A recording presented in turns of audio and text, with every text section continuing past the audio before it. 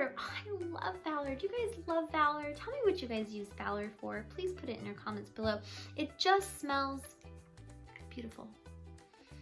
I just love it, and it's blue. It's just gorgeous. So, Valor is essential oil you want to think of to be brave and courageous.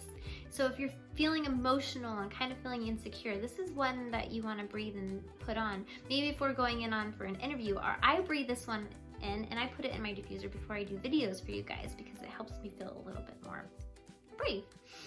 This is also good for tantrums, like if your kid's throwing a fit, you could use Valor on your children. You can put it in the diffuser to help make the atmosphere feel peaceful and grounding, and for a good grounding atmosphere, because Valor is supposed to be grounding. They also say Valor is like chiropractor in a bottle. It's supposed to help balance us out and make us feel balanced. So you can put Valor in your diffuser, you can breathe it in, put a drop on your hands and breathe it in, like how I showed you guys how to use oils topically in a previous video. And